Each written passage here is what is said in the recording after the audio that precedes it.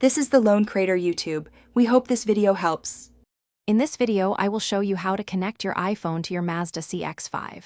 First, make sure your iPhone is unlocked and has a good signal.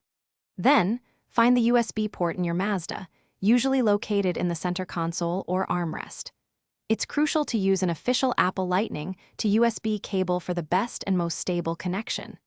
This ensures proper data transfer and charging, making your experience seamless and enjoyable.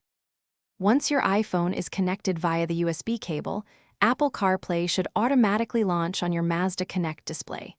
If it doesn't, you might see a prompt on your iPhone asking to allow CarPlay. Simply tap Allow to proceed. On your Mazda screen, you may need to select the Apple CarPlay icon from the main menu. This process usually takes just a few seconds to complete. With Apple CarPlay active, you can now enjoy a wide range of iPhone features safely on your Mazda's display.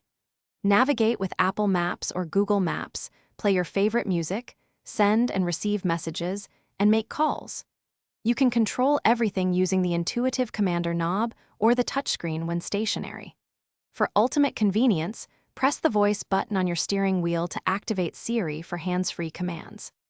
If you encounter any issues, first ensure your iPhone is running the latest iOS software. Sometimes, an outdated operating system can cause connectivity problems. If the problem continues, try using a different Apple-certified USB cable, as faulty cables are a common culprit. As a last resort, restart both your iPhone and the Mazda Connect system by turning off and on your vehicle. These steps resolve most common connection issues. Thanks for watching. Consider subscribing if we helped you.